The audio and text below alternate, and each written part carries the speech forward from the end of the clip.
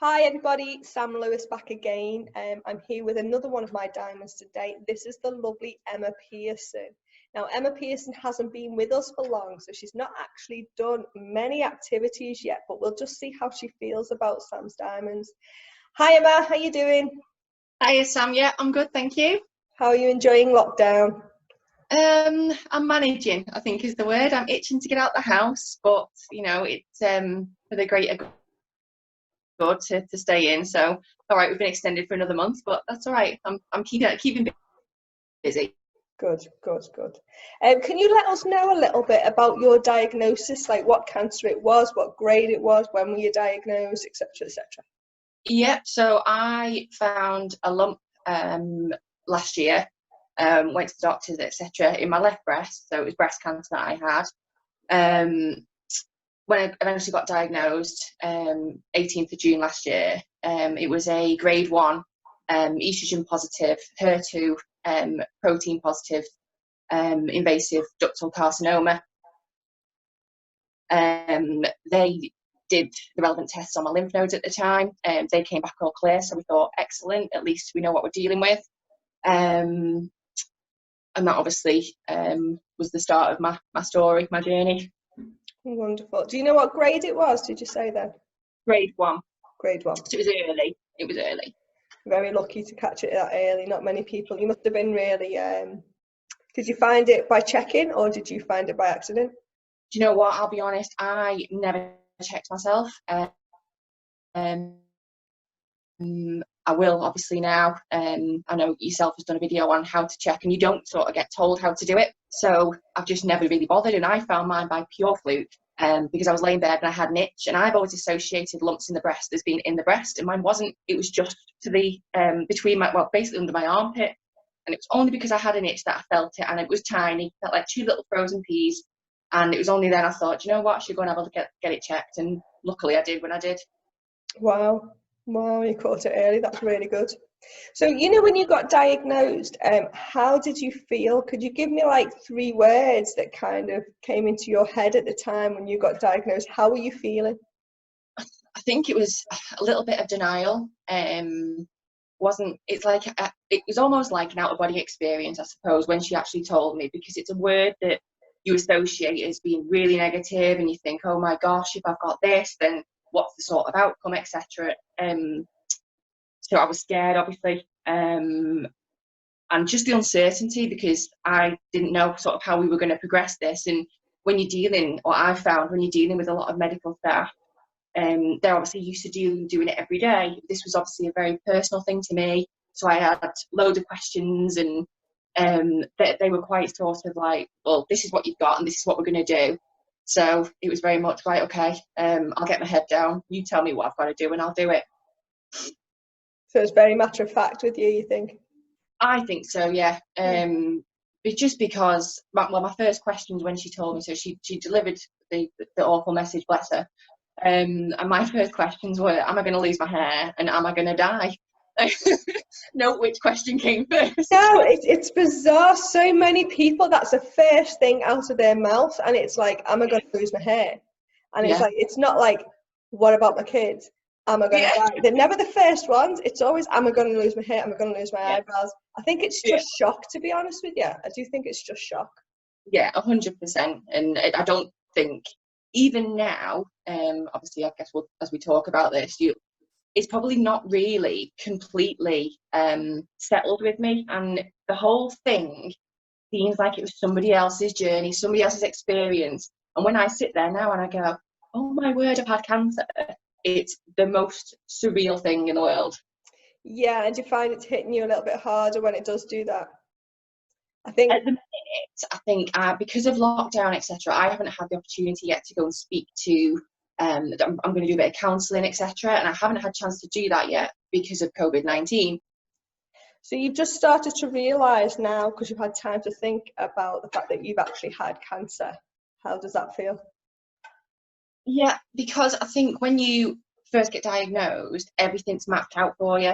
So you've got appointment after appointment after appointment, and my life for the last sort of 11 months has been mapped out for me, and it's been very much, this is where you need to go. So I go and I do what they tell me to do.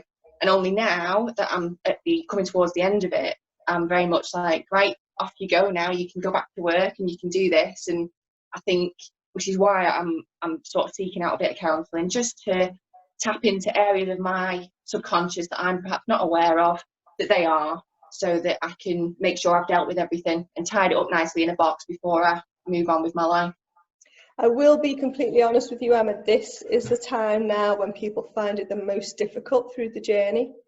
As Yeah. you say, because you haven't got your deadlines of when you finish that treatment and that treatment, now it's like, right, get back on your life. You're now going to have to figure out who you are, what you want, what is your life now, and you know, are you what you've just been through.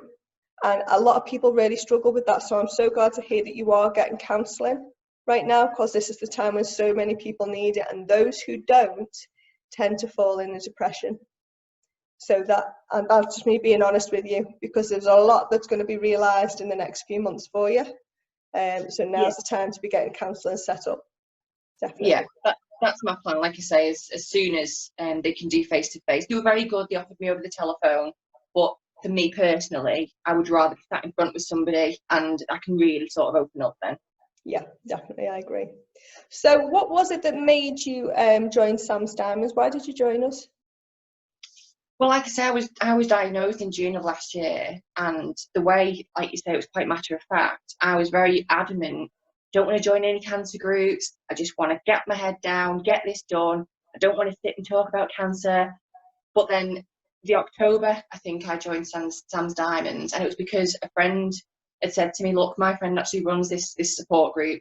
It's very relaxed. You know, you don't have to do anything you don't want to do. Why don't you just join? And then if you want to use it, you can, and if you don't, you don't. So that was sort of my reasoning. Excellent. And how have you found it since you've joined? It's been great, I think, for me personally, because when I did join, I was obviously still going through chemotherapy, so didn't have my hair, didn't have my lashes, and whilst wigs are great in that, you just don't feel like yourself. So the times when I wasn't in the hospital, I thought I quite wanted to sit at home on my own and just chill out and relax and let my body do what it needed to do. So I haven't managed to get to any activities, but having it as a Facebook group is amazing, because no matter what time of day I'm awake, somebody, if I post something on there, will answer me. So it's just having, it's having that support 24/7. Yeah, definitely. And would you say there's any difference from other groups? Are you online in any other groups as well? And if so, is there a difference between Sam's Diamonds and them? The only one that and it's more of a recent thing, is the Willow Foundation.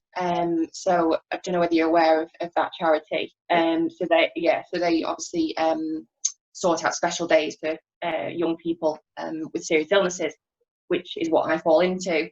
So they created a group because they'd had to cancel my special day because of COVID. Again, it's one of those things. So they'd sort of done it as a support group. But I think with Sam's Diamonds, it's just a lot more relaxed, and everyone is much more sort of chatty, and no matter what you put on there, it doesn't offend anybody. You know, it's nice to know that no matter how I'm feeling or if I've got a question, 9 times out of 10 somebody's been through it and has felt the same way. And I think age groups and people with different lifestyles, so it's just having that fountain of knowledge from a wide variety of people. Yeah, I agree. And how long have you been a diamond for now?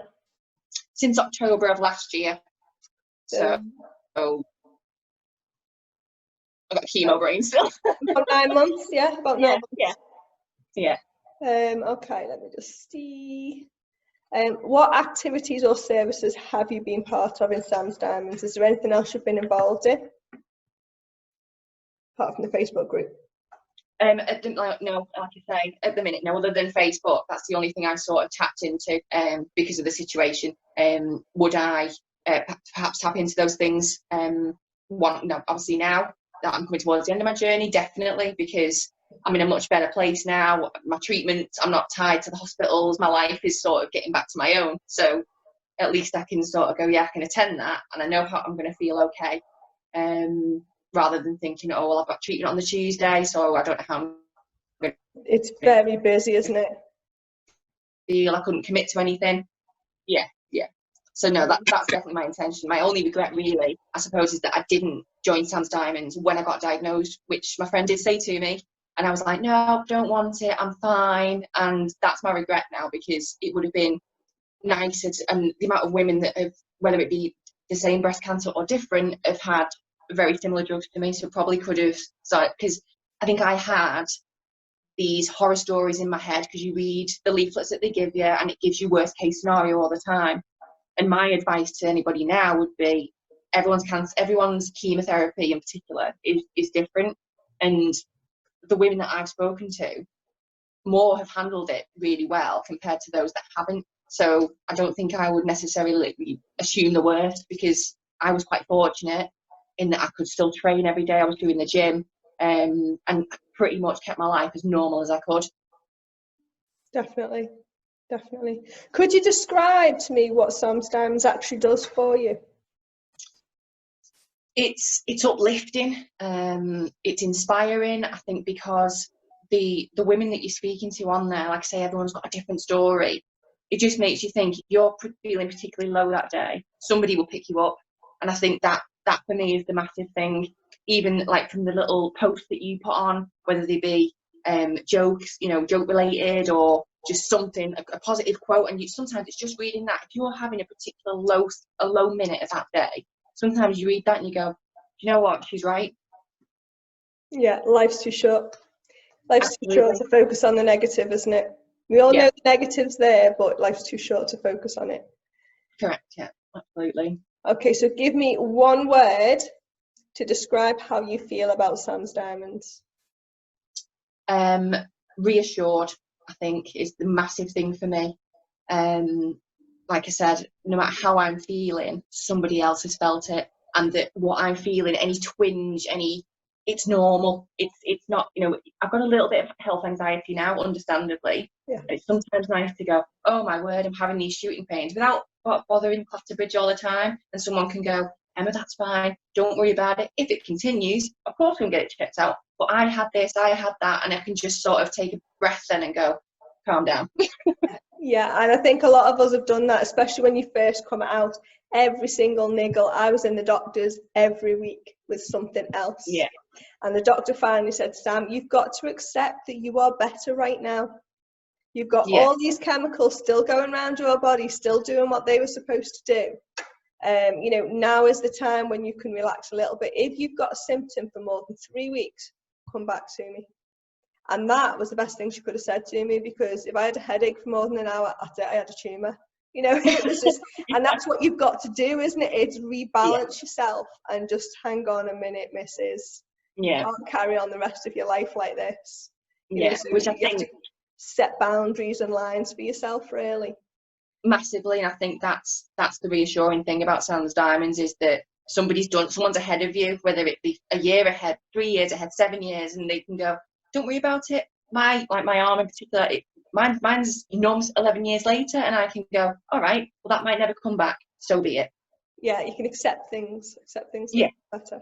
And I think, as you say, people have learned lessons ahead of you, and they're like, yep, I did that too, you're fine. You're normal. That's normal to be thinking that way. I think that's massive, isn't it? And that's what I think you need, and that's what Sam's Diamonds gives me, because I can talk to my friends, my family, till I'm blue in the face, but they don't necessarily get it, and they can't give me that reassurance that, listen, I've been through it, you're fine. Yeah, I agree. So if you could speak to somebody who was umming and ahhing whether to join Sam's Diamonds or not, what would you say to them now? I would say do it sooner, for the reasons that I've said, because it's hard, particularly when you're going through treatment and you suffer with insomnia because you're on steroids or whatever else it may be, and you're lying there at 3 o'clock in the morning thinking about things, because that's the nature of the beast. And in hindsight now, those 3 a.m. wake-ups, I could have been messaging somebody and gone, anyone awake, because this is what I'm thinking, this is what I'm feeling, and somebody would have answered me. But instead I didn't have that, and I regret it now. I do. Yeah, brilliant. Well, thank you very much for coming on and talking to us, Em. I really appreciate your time. You are welcome, no problem. And everything you just said there will impact someone in a big way, and they'll be able to resonate with that. So thank you very much for being so open and honest. Really appreciate that. No problem. I really hope so. Thank you very much, Sam. Okay, thank you. Speak to you soon. Bye. Bye.